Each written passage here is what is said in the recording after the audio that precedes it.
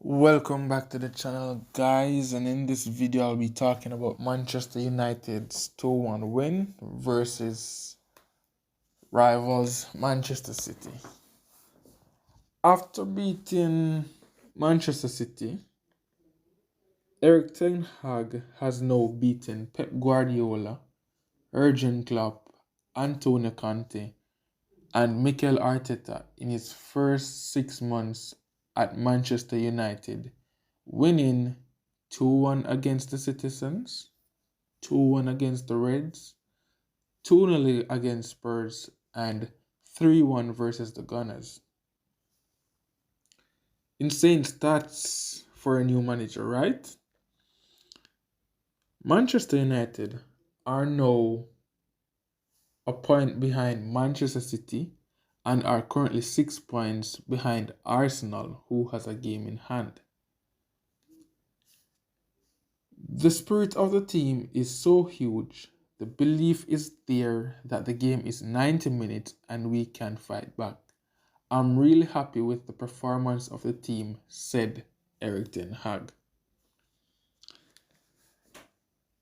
Here I have just a few fun facts, or should I say statistics, pertaining to today's game, and they are as follows.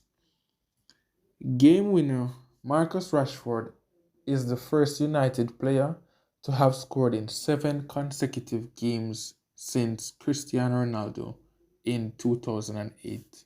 Elite company, right? What does this result means? It means United are pretty much in the title race now and is only 1 point behind neighbor City, as I have expressed before. However, the big question has been asked: should Bruno Fernandes' goal have stood? My take on that is that, according to the law in football, once the offside player doesn't interfere with the ball, then the goal should be given. So, like I was saying to some friends today, I would have understood why the goal would have been given, and I would have also understood why the goal wouldn't have been given. But however, according to the law, it is correctfully a goal. And the goal stands whether we like it or not. But if you don't like it, blame the law, blame the rule. Fine? But it is what it is. Then, this game was a game of much significance for both teams, simply because Manchester City suffered a 2-0 loss to Southampton in the cup match since week. However, it was not their main team that was playing. But today, Manchester City were looking for the win versus Manchester United. As we all know, it would have been a derby day, derby game, and much is at stake, and they are also in the quest for the Premier League title as well. However, Manchester City dominated the game, and as the game progressed, especially in the second half where they had most possession, it was just pure possession. It wasn't meaningful possession for Manchester City. Not the usual City style, but Manchester United, with a little possession that they had in the game, created more chances, had more shots on goal, more shots on target, and had better chances to score as well. Manchester United should have opened their account in the first half. Most notably at one point when Marcus Rashford was played through on goal and rounded Ederson and had two defenders on the goal line, where we could have placed the ball a little bit higher and into the far corner, and certainly that would have been a goal. However, he opted to keep the shot low, and Manuel Akanji saved the ball, if I am right. And it was just chance after chance at one point, and we had an early chance as well. So it's not as if we weren't creating, we were creating with the little that we had. And whenever in possession of the ball, we looked dangerous. At one point in the second half, the game was a little bit dead in some ways, but it was always exciting simply because we know that one of those two teams would have come away victorious, and someone would have needed that win more than the other. However, the hungrier team, the better team, came out on top today, which was Manchester United. And after Manchester City took the lead to Jack Grealish's header,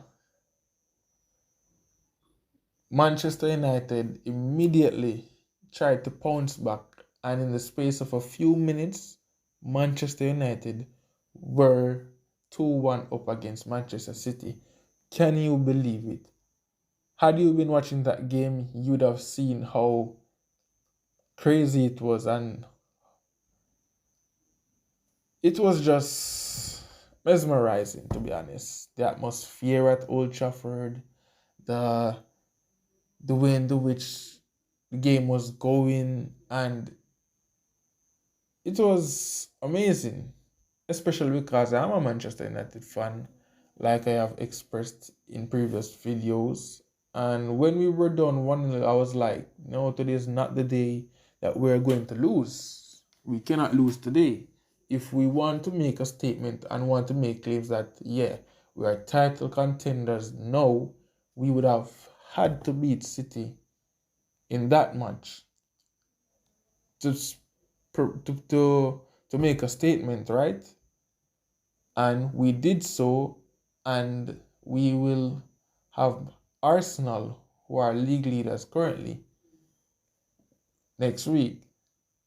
However, like I said in my previous video, a win against these two teams would have definitely made a mark on the league and would have made a big statement for Manchester United. So far, half of the job is done, and hopefully we can get the job done against Crystal Palace on Tuesday and do so against Arsenal at the Emirates. They have been unbeaten at the Emirates in the Premier League so far this season. It is going to be difficult, and I do believe that we can beat any team in the league simply because of the form we are currently on, and I believe in the players that we have at our disposal. So, as the game unfolded by itself, you could have seen certain players who have stepped up in this game. Players like Aaron Wan-Bissaka, who I thought was very excellent today.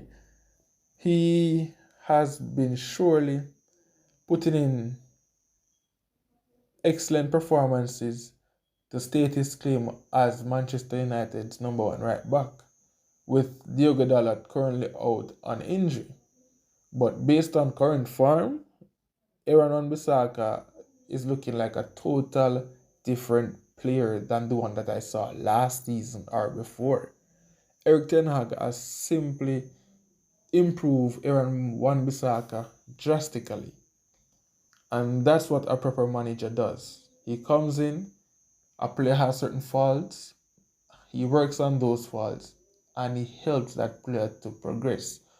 However, currently, Jadon Sancho is not even in the squad, and the team is playing very good. So, can you imagine when Jadon Sancho comes back and is fully fit? So, exciting times, yes, for Manchester United. Erik Ten Hag sent Jadon Sancho to the Netherlands to regain some fitness and get everything in place, because he saw that Jadon Sancho was not up to par at the moment, and he had to make drastic changes pertaining to that. And he has done so, and Jadon Sancho has followed those instructions, and we're all hoping and waiting to see when he comes back what kind of Sancho will we get. and we are all anticipating an informed Jadon Sancho, right? So yeah, please remember him as well. Then in the game you had a big player like Carlos Casemiro. Week in, week out, this guy just seems to be putting in big performances. And as we all know, he's a big game player. He's coming from Real Madrid. He has won it all there at the Santiago Bernabeu. So you could not expect anything less than what you have been seeing in recent weeks. And Casemiro is definitely making a statement for himself for player of the season, simply because of the way how he has helped transform this Manchester United team into, you can say, title contenders now. Because right now, Casemiro is the biggest piece of the jigsaw puzzle in this Manchester United team. If you take out Casemiro out of this team right now, this team will struggle. No questions asked. But guess what? That's what a world-class defensive midfielder does, slash holding midfielder. He shields his defense and he helps in attack. He was the one that provided that pass today for Bruno's goal. So Casemiro does not only defend and sniff out danger, but he does help create in attacking segments for the team. So yes, I think 70 million was a bargain for Casemiro, and we will certainly get a few years out of him. So managers, pundits who have doubted him, especially one like Graham Souness, who said all sort of bad stuff about him. No, he's the same one that has come around and saying like 70 million for Casemiro it's worth it. So yeah, Casemiro is proving his doubters wrong. So he had another big game today, made some vital interceptions as well, and was on top of things as usual. Varane had a good game as well. Tyrell Malacia had an excellent game for holding down Mahrez the whole entire time. And you in this game, to how Manchester United played good in some parts. I was watching the game and I didn't even saw Phil Foden in the game, just to show you how good Manchester United were. Fred was locking down Kevin De Bruyne for most parts throughout the game. The one time he did not lock him down, he provided an assist. But Fred had a really good game today, and I think Erik ten Hag got his selections right today, and they were spot on. Lisandro Martinez never started. That was a question mark. I thought probably he would have started, but Erik ten Hag insisted he will use Luke Shaw at left centre back and stick with Tyrell Malacia at left back, and it paid dividends. Another player I must mention as well is Alejandro Garnacho, the young Argentine. This boy is going to be a star, and he's a star in the making. He's proven himself decisive in moments where the team needs something, and he's taking his time coming up clutch as well, because he was the one that provided that assist for Marcus Rashford today. Very good assist. And I must commend Ten Hag for making that change. He's not afraid to use youth, and Alejandro Garnacho, once he stays grounded, he will have a big future at Manchester United. He currently does, but like I said, once he keeps grounded, then he will definitely progress into the player we all think he can be someday, soon. He has had a couple assists and goals as well, especially since the turn of the year, and he has been productive for us. And what has happened is that when Ten Hag puts on Garnacho, he puts him on the left wing, and then he push Marcus Rashford into the striker's position. And that's where Rashford got his goal today. So the great thing about having a player like Rashford at your disposal is simply because he can play in multiple positions. You put him on the right wing, he will score a goal for you. He will put in crosses. You put him through the middle, he will make runs in behind the defense. and will always pop up in the right places at the right time. You put him on the left wing, which is his preferred position, he will excel there as well. So it is a luxury to have a player like Marcus Rashford, who is also in the form of his life right now. So I hope he continues on that same trajectory and on that same form, and long may it continue. So yes, today was a big win for Manchester United. Manchester is red, and we will now turn our focus to Crystal Palace on Tuesday to see if we can get all 3 points, and then we turn our focus on Arsenal, where that game now will definitely be another one for us to make a statement on. So yeah, I think that's pretty much it. And like I said, Manchester United are cooking at the moment. Things are looking on the up. We hardly concede. And please remember, this is the only time that we have conceded at Old Trafford in a couple games well. And we have not lost at Old Trafford since we lost to Brighton early in the season. Remember, when the season started, Manchester United lost their first 2 games, and we started off the season in the worst possible way ever. And to recover and to be playing like this now, it's quite exceptional. And that is what a world-class coach does, and that is what a proper coach does to a team. And every player that he has brought in has played their part and definitely improved the team. Now we have completed the signing of Wout Weghorst for €3 million, the 6'6" Dutchman. He is a player that Ten Hag wanted, and he will suit Ten Hag's system. And one of his best attributes that I have noticed is that it's his pressing and his defensive work rate, right? So that will be a plus for Ten Hag, and let us see what happens. But I'm really glad that we have signed another attacker, because we are short in the attacking department.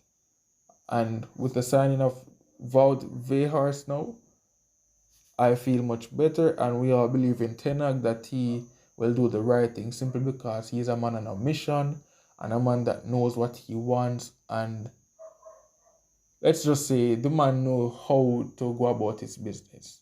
So the fans trust him and everyone trusts him, so no one is complaining. But let us see. All right, so those are my take on the game today. And the big talking point about it was, should Fernandes' goal have stood? The law says that the goal is valid. So I think that's it. It's a 2-1 victory for us, and a win is a win. We have worked for it, we have earned it, and let's see what happens. So, like I said, those were my few points. So it's your boy Mark with another video. Easy go.